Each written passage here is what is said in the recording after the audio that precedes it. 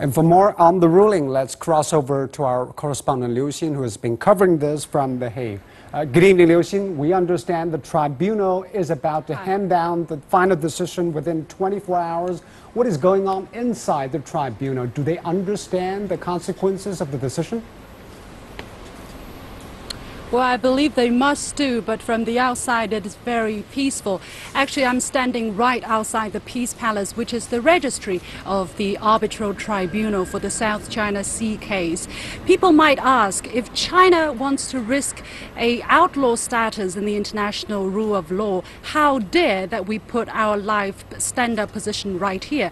I would say this is a demonstration that China actually respects international law, and the reason why we opt out of this case is exactly because there are certain provisions in the UN Convention on the Law of Sea which give states the right to not subject itself to compulsory arbitration because it concerns a country's sovereignty, and that is not going to be decided by any tribunal or any court. Anyway, this is the position of the Chinese government, and we have repeated many times. And this is also the view of the about 10,000 Chinese students who are studying international law here in the Hague. And I have one representative of them by the name of Peng Qingxuan.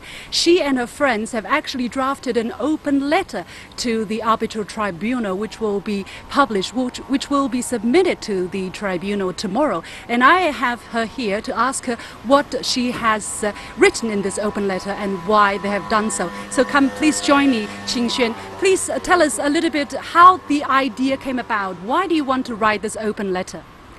As a PhD candidate in international law, I have been studying international law and international relations for more than 11 years. And I have been watching this case closely since day one. And after several panel discussions and participations in the academic conferences, our colleagues and me found that there are some bizarre points about this case and people commenting on this case without close examination of the truth.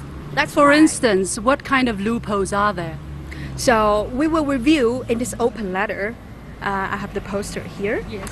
Um, You want to keep it up? Yes. So that people can... It's written Justice for South China Sea. Yes. Tell us a little bit about what's written in the open letter.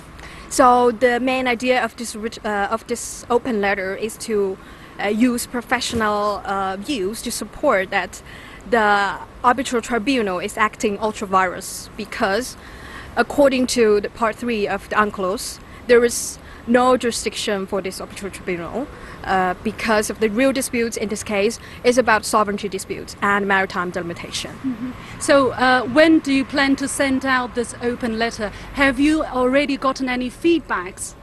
Indeed, we have launched a campaign on internet and through Facebook, WeChat forum and Twitter.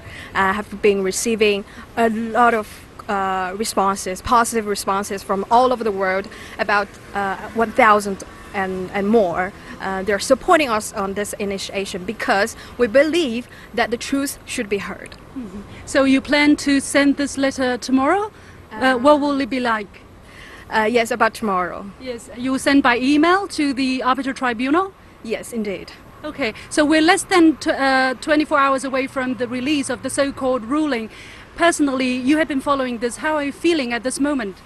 To be honest, I have really mixed feelings. On one hand, I feel really disappointed about the truth that such injustice can happen in the capital of international law in The Hague. But I still feel positive because a lot of youth, together with me, stand out to think critically about this case and to let their voice to be heard. I see a future of the international community free from prejudice and pride. Thank you very much, Qingxuan. Thank you. Thank you. So as we have heard from this representative of Chinese students here in The Hague, indeed, international law, rule of law will be serving international peace only when it's neutral, when it's impartial and non-politicized. It is Back interesting, to you, this open letter is submitted by some Chinese students, but it's submitted at the final hours before the verdict. Will it make any difference realistically, Liu Xin? Well, I don't think it's going to make any difference, but it's a voice from the international law student community here in The Hague. And I think it is important that we let these voices heard. One of the biggest obstacles for China, one of the biggest disadvantage for China in this case is exactly that the Chinese voices are not heard. People simply say, look, China is not showing respect to international law, so China is not doing the right thing. But this is not the case. There are a lot of nuances, there are a lot of details that need to be closely observed, and this is why we're here to talk about it so much. So yeah.